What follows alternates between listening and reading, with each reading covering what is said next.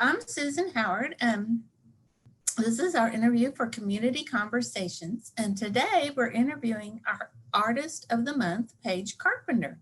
Hi, Paige. Hey, Susan. Hi.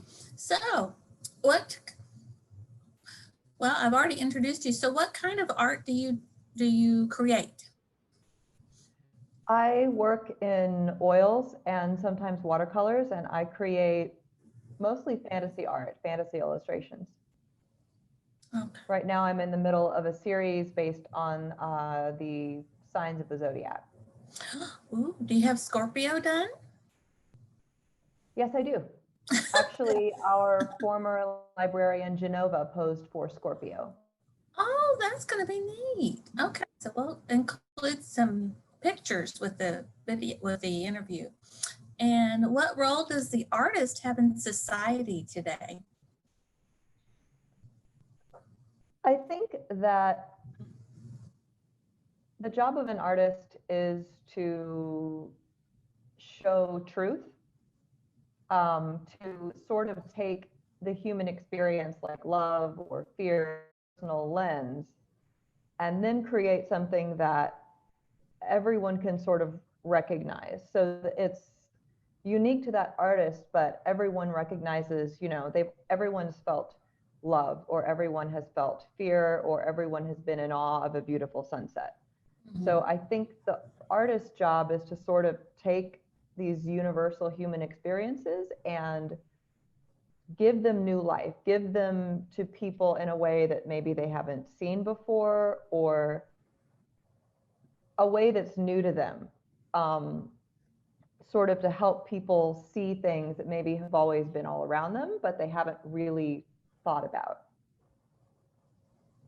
Good, great. And let's see, what would be your dream project? My dream project, I would like to write and maybe illustrate a series of fantasy novels.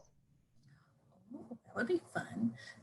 For my art, usually I do a lot of research. For example, the Zodiac project that I've been working on, I was given this project by an art director for Llewellyn Publishing, and she gave me a briefing that basically went through the history behind the zodiac signs and some of the colors and the symbols and the plants typically associated with them.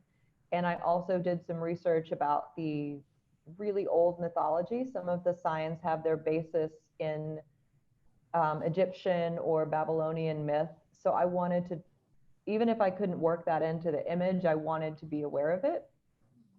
So I was trying to approach the project less from an astrological position and more of a kind of a mythological background. I like to do that for all of my images. Wow. So then along the way, you learn all kinds of information. Yeah. Yeah. Excellent. And then name something that you truly love and why. I love a lot of things.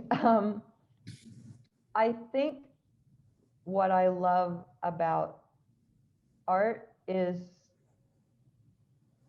this need to sort of, I see beautiful things around me, and I've always been trying to express that in what I create. Even when I was a really little kid, I remember seeing sunlight coming through trees, and I wanted to sort of recreate that. Or I really liked bread.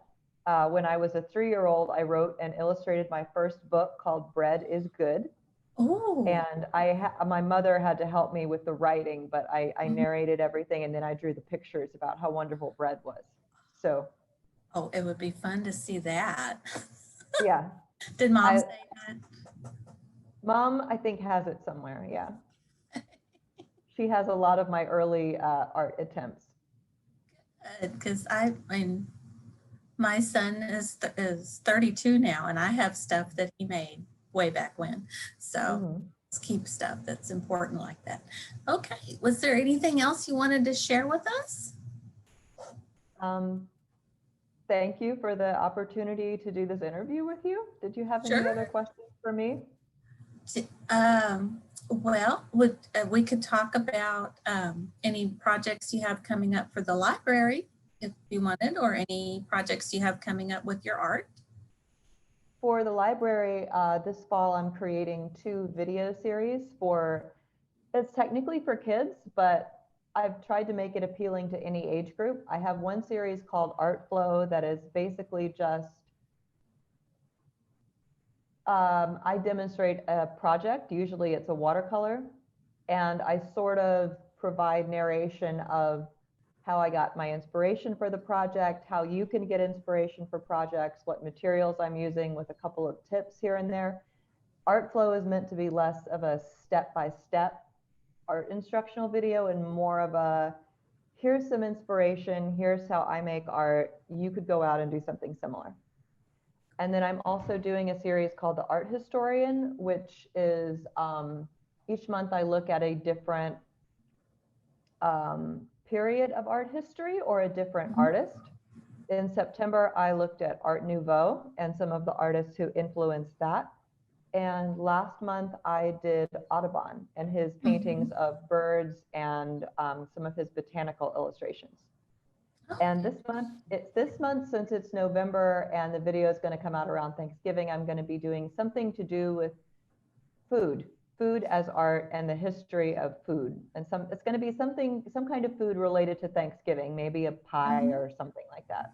Oh, I like pie. Okay, so great. Oh gosh, and I've seen some of the previous videos you've done, and they're awesome. And I look forward to seeing the ones that you're going to be releasing soon. Thank you. Okay. Any information you want to share about where people can find your art? Yes. If you want to look at my personal gallery, my website is paigecarpenter.com, and my Instagram, which I update a lot more often than I do my website, my Instagram is Paige N, my middle initial, Carpenter, at Instagram. Okay. Well, thank you for coming today. It's always good to chat with you. Thank you, Susan. Okay.